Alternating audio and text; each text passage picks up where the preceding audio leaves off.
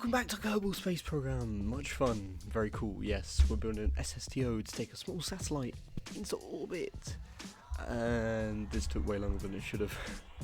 It's actually like a really long time, just fiddling with the oxidizer and the fuel to get the levels right, so I could get the optimum amount of delta V. And also, I'm not very good at flying SSTOs, so that didn't help. But yeah, we're just going to start by building the satellite. You know, gotta make sure we got that. It is the entire point of this mission to have a satellite, so might as well build it. Yeah, so we're just gonna. So this mission is not really necessary. I just kind of wanted to. I wanted to build an SSTO. Tried it in the past and I'm very good at it.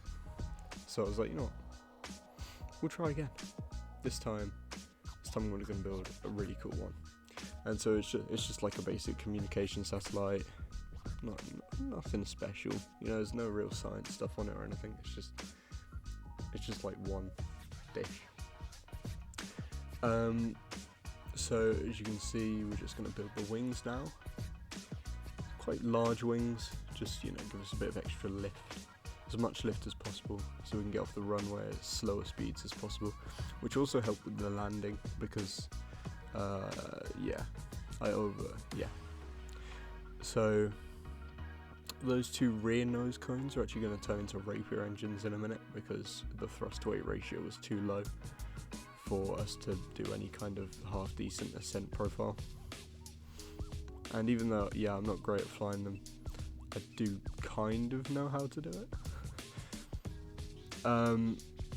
Yeah, so now we're going to put the control surfaces in, nice large control surfaces, you know how it be, and just set them all to make sure none of them are doing yaw, because obviously that's not what we want them to do. We want them to pitch and roll, and then these ones we want them to yaw because there's a tail fins. Put the satellite back in and just offset it a bit in there. And we don't actually end up using that hinge because when I tried to use the hinge, it sort of just broke. Yeah, so just testing the engines, making sure they have oxygen, and they do. Just slap on the landing gear, make sure that we've got the front landing gear on. Boom. You noticed that those were coming out, so I adjusted it. I removed the bottom one as well, just so there was just one of them. And there we go, just replacing those, and we're off. Just go back to 1x speed for the launch. It's actually quite an easy. It takes off really well, this thing. It needs to go to like 100 meters per second to take off the runway, which is nice. And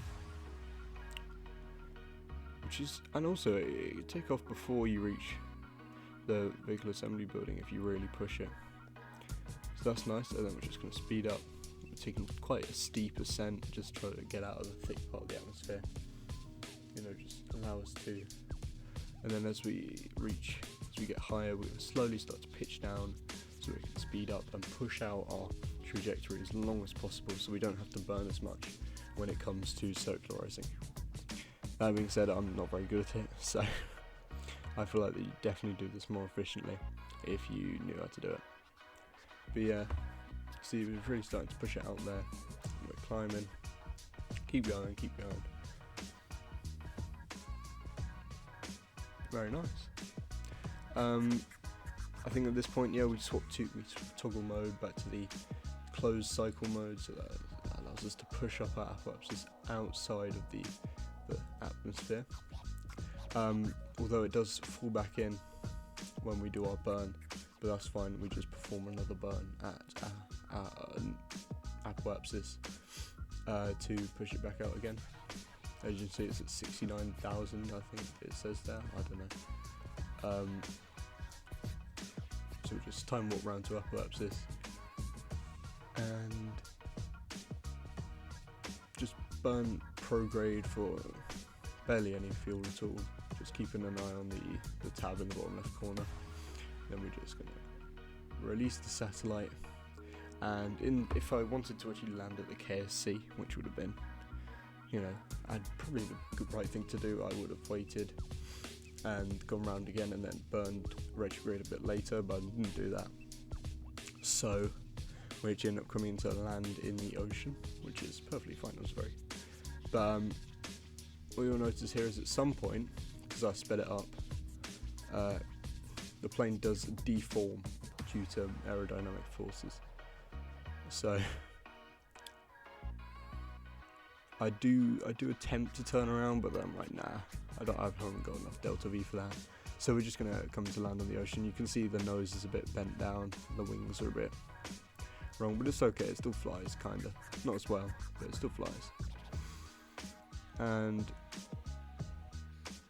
you just cut the engines, and then we're gonna start dipping down slowly, coming down towards the water, and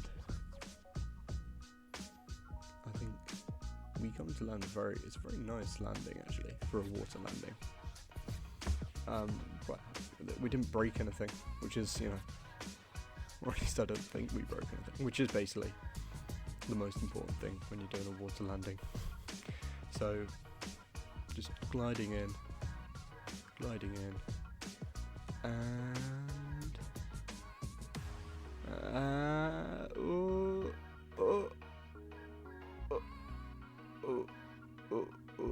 touchdown.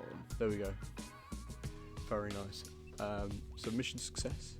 If you did enjoy, why not subscribe? Because I'll be making more of these because I like playing Kerbal Space Program. So yeah, thank you for watching.